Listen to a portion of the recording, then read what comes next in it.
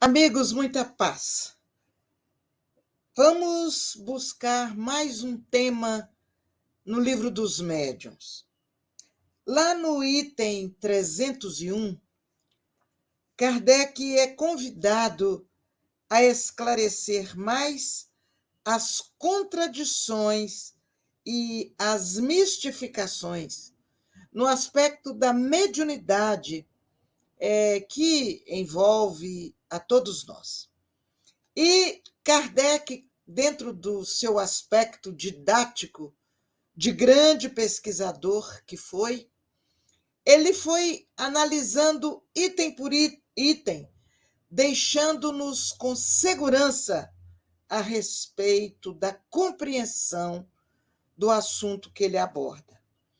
Mas ele pega nessa questão 301 de O Livro dos Médiuns, ele pega o item 4, que eu vou pedir licença para ler para vocês.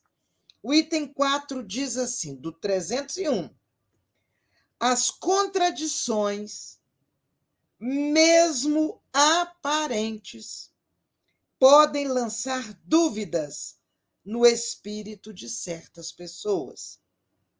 Que controle se pode ter para conhecer a verdade? Para discernir o erro da verdade, é preciso aprofundar essas respostas e meditá-las longa e seriamente. É todo um estudo a fazer. É necessário tempo para isso, como para estudar todas as coisas. Estudai, comparai, aprofundai. Dizemos-vos, sem cessar, que o conhecimento da verdade tem seu preço. E como quereis chegar à verdade quando interpretais tudo por vossas ideias estreitas, que tomais por grandes ideias? Mas não está longe o dia em que o ensinamento dos espíritos será por toda parte uniforme, tanto nos detalhes quanto nas coisas principais. Sua missão é a de destruir o erro, mas isso não pode vir senão sucessivamente. Kardec nos alerta a importância de estudar, a importância de refletir antes de julgarmos. Porque muitas vezes algo que nos é dito que parece que contradiz outra situação, na verdade, se a gente for aprofundar no estudo e no conhecimento, nós vamos ver que não há contradição. Há, quem sabe, um detalhamento daquele ponto a ser estudado, a ser pesquisado e a ser refletido. Então, na verdade, Kardec nos ensina a não julgar precipitadamente os atos mediúnicos das pessoas que estão à nossa volta. Mas nos ensina também aqueles que são médiuns, instrumentos dos fenômenos, que se zelem nas suas atitudes, nas suas palavras, naquela postura de participação do espírito, para que suas atitudes não criem dúvidas, não deixem ansiedade no coração daqueles que estão tentando conhecer a doutrina espírita. Portanto, para que não haja contradições, nós precisamos estudar, refletir, analisar, comparar e chegar à conclusão por nós mesmos sem rendermos assuntos partidos pela metade, sem distribuirmos a nossa ideia ainda não consolidada para outros que ainda não a têm. E aí, dentro desse item, nós vamos encontrar no livro Seara dos Médiuns, de Emmanuel, do Espírito Emmanuel, através da psicografia de Francisco Cândido Xavier, Emmanuel traz para nós um estudo belíssimo a respeito desse item, dessa resposta de Kardec. Emmanuel começa dizendo que nós não nos esqueçamos que a doutrina espírita é a revivescência do Evangelho de Jesus, né? Então, os apóstolos da Boa Nova eram os médiuns da Boa Nova, que espalhavam os ensinamentos de Jesus.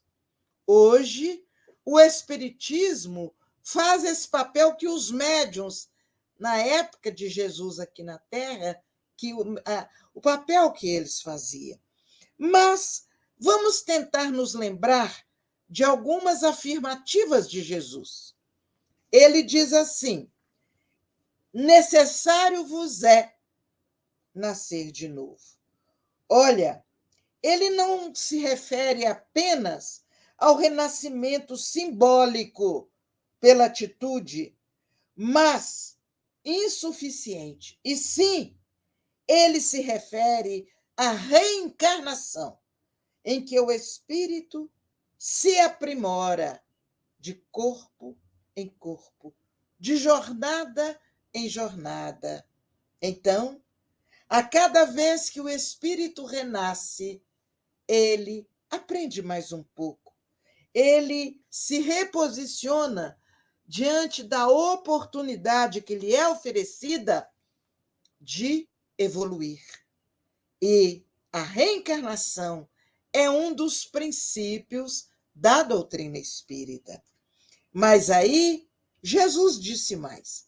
Jesus disse assim: enquanto não vos tornardes quais crianças, não entrareis no reino dos céus. Ora, o mestre não aprova a inexperiência da criança. Ele nos convida à simplicidade da criança. É diferente. Então, para viver sem tabus, sem artifícios, sem condicionamentos, nós precisamos tentar viver a simplicidade da criança. Jesus disse mais.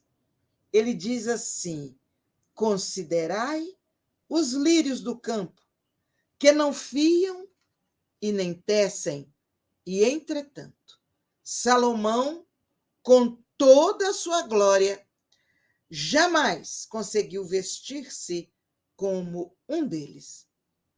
Mais uma vez, nós vamos entender que Jesus não está estimulando a preguiça. Precisa fazer nada, não. Os lírios dos campos não fizeram e têm as mais belas vestimentas. Não. Ele não está estimulando a preguiça em nome da fé. E sim, ele dá ênfase justa ao dever cumprido, no qual ninguém precisa assaltar os recursos dos outros, a pretexto de garantir a própria felicidade. Porquanto, o lírio do campo, onde medre, ele atende à função que lhe cabe na economia da natureza. Ah, mas Jesus disse mais. Jesus disse assim: quem se humilhar será exaltado. Ele não encoraja que as pessoas se façam de tolos para senhorear o melhor quinhão na mesa do oportunismo. Mas ele estimula aos que se sustentam leais à reta consciência prosseguindo sem perturbar os próprios irmãos no labor da providência divina, lhes concede realizar. Então, aquele que se humilha será exaltado, não por vaidade dele próprio, mas terá a sua atitude reconhecida pelas pessoas, que exaltarão a postura daquela criatura que foi humilde. Olha que reflexão importante ele nos oferece. Ele diz mais: amai os vossos inimigos, fazei bem aos que vos fazem mal, e orai pelos que vos perseguem e caluniam. Olha, ele não espera que se transformem os discípulos em legião de louva-minheiros dos delinquentes importantes da terra, daqueles que bajulam os delinquentes importantes da terra. Não. Ele nos aconselha a respeitar os adversários pela sinceridade que demonstrem, dando-lhes campo de ação para que façam melhor do que nós a tarefa em que nos criticam, continuando de nossa parte na execução dos compromissos que nos competem. Aí, ele nos estimula a cultivar a paciência praticada pelo próprio Jesus, quando ajudou os próprios perseguidores, através do exemplo silencioso, sem aplaudir-lhes a crueldade. Ele, preste atenção, ele ajudou os próprios perseguidores, através do exemplo silencioso, mas ele não aplaudiu a crueldade. Olha que importante. Ele diz assim, Jesus diz assim: mas aquele Consolador, o Espírito Santo que meu Pai vos enviará em meu nome, vos esclarecerá em todas as coisas e vos fará lembrar tudo quanto vos tenho dito. O Mestre não se volta ao conhecimento cósmico em desacordo com as leis naturais. E sim, ele se volta para a doutrina espírita, pela qual os espíritos santificados, na evolução, voltam ao mundo, aclarando as sendas da vida e reafirmando o que ele, Jesus, nos ensinou. Não façamos da nossa convicção uma incensa idolatria. Recordemos que a doutrina espírita é preciso estudar, aprender, entender e explicar. Estudar, aprender, entender e explicar. Então, minha gente, as contradições encontram no Mestre Jesus muitas oportunidades de esclarecimento.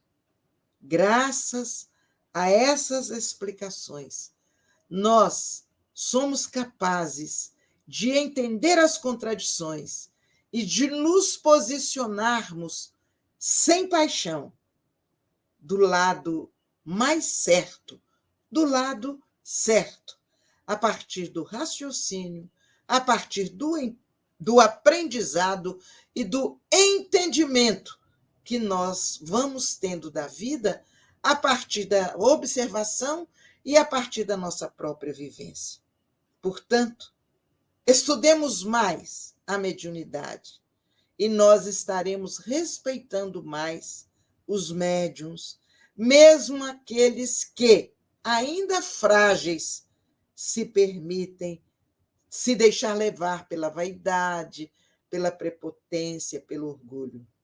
Esses, o tempo ensinará que o caminho é e há de ser sempre o da humildade, o da dedicação, a da lealdade ao nosso Mestre Jesus.